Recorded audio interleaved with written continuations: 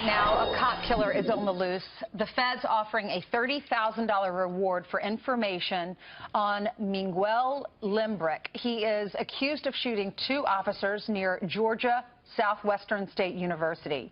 Officer Nicholas Smar, on the right, is now dead, and Officer Jody Smith is in critical condition.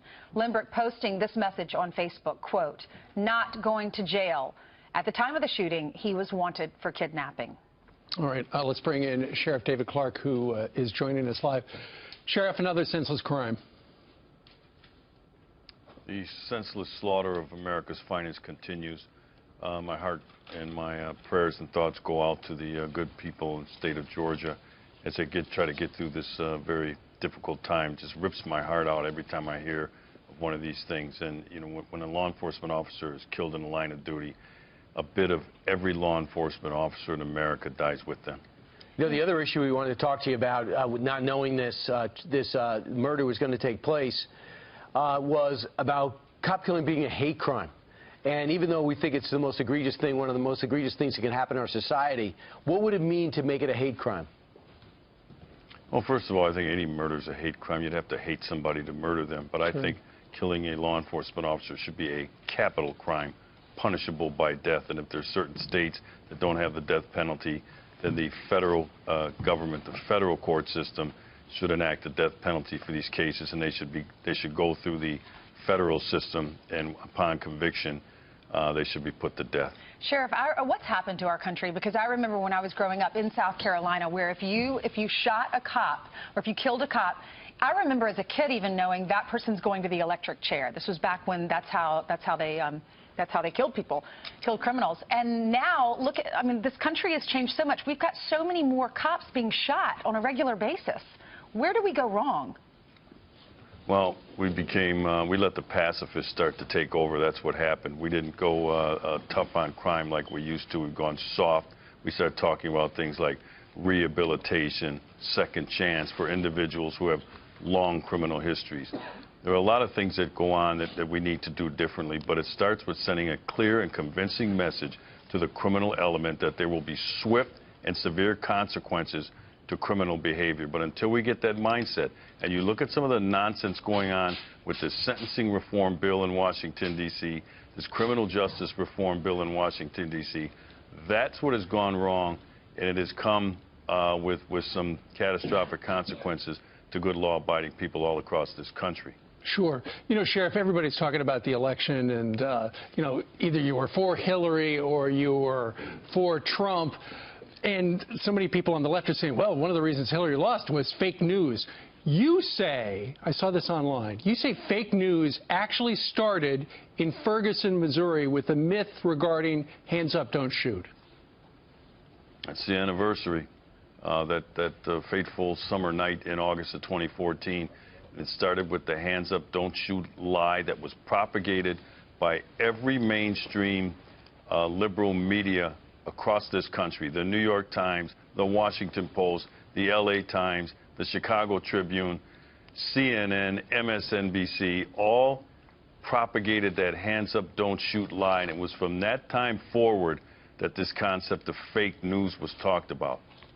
All right, so that's where it could have started, and let's hope it stops and people be responsible in situations like that. But one confrontation which is heading for a collision is the sanctuary cities between the president-elect and a lot of these mayors, including Rahm Emanuel and just about every mayor in California. Now California says, you're not going to deny me money, federal government. In fact, I'm going to make the whole state a sanctuary state for illegal immigrants to stay, preventing law enforcement from conducting any immigration raids or actually tossing them out. Well, this is the moment of truth. You know, we've gone from sanctuary cities to now sanctuary states. There are federal laws on the books which we do not have the will to enforce. One of them is 8 U.S.C., U.S. Code 1324, which provides criminal sanctions to individuals who knowingly harbor people who are in the country illegally. We have to have a zero tolerance, because we're at a crossroads. We have to have a zero tolerance for people who come into this country illegally and set up residence. That's what sanctuary cities are doing, and these cities are providing them cover. Look, You know, all we get is crocodile tears about these sad stories of separating children and so on and so forth. That's not what's going to happen anyway. But until the federal government gets their arms around this thing, and like I said, this is the moment of truth, because this is probably our last chance to get our arms around this thing. What's it estimated at? 13 to 14 to 15 million people in the country illegally or unlawfully. That's only going to grow. So if we don't do this now, if we're going to be a sovereign nation, we have to have borders. We have to protect those borders, and people have to honor those borders. Otherwise, this is going to be a lost cause, because if this number continues to grow, then it's going to be futile. What do you think the negotiating points were between Rahm Emanuel and the president-elect? You've met with the president-elect at Trump Tower. What do you think was going on there? You know how these meetings go.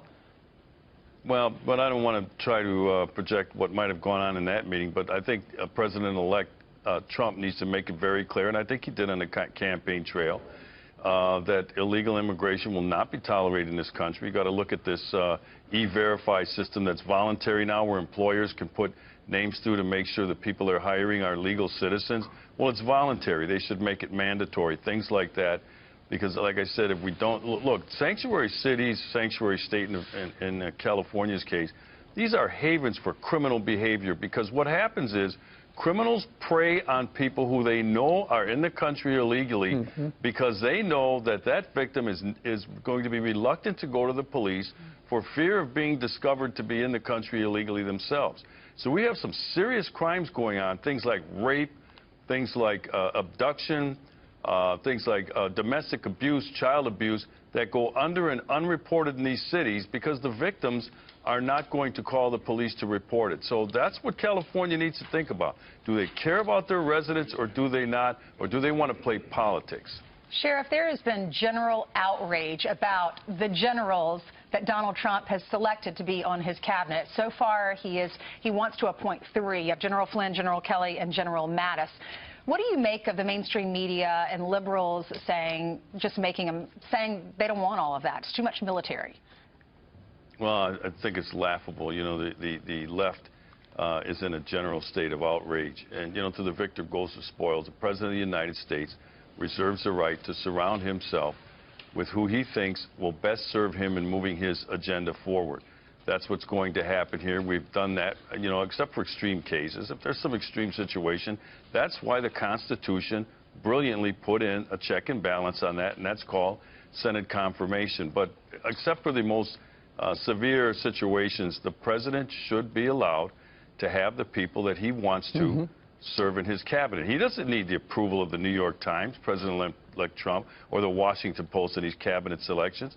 He has to put this before the Senate and have these hearings, get these people in office in place, so that on the first day he can get a running start to make this country great again.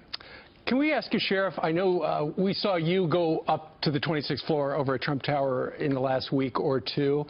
Newt Gingrich was asked by the Wall Street Journal, what's it like when people go up there? And he said, because Donald Trump is trying to put people under a little pressure to see how they react, he said it's kind of like watching The Apprentice. You want to know what it's like? Watch The Apprentice.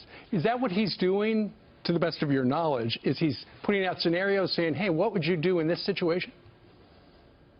Well, I don't want to try to get in the president-elect's head, but it was a great opportunity. Yeah, it's a media feeding frenzy over there. There's no other way up but through that lobby. I mean, unless you want to try to take a fire escape or something like that. One guy tried to go on the outside. I've been in those situations before. I mean, for heaven's sakes, I spoke at the Republican National Convention in prime time on TV before 20,000 people in the Quicken Loan Center. So I've been in those pressure situations before. So it really wasn't anything new. Was it a disappointment? Would it be a disappointment for you if you do not get a position? Personal disappointment? Not at all. I did not support Donald Trump with any strings attached. He owes me nothing. I wanted nothing in return. I supported Donald Trump because I felt, and I still do feel, that he is the best thing for the United States of America at this particular time. I respect any decision that Donald Trump makes as it relates to who's going to serve in his administration. I'm in a good place. I'm just happy that he won the election. And we're just happy that you showed up and shared your perspective on everything this morning. Sheriff Clark, thank you very much. Have a good day. Thank you, Sheriff.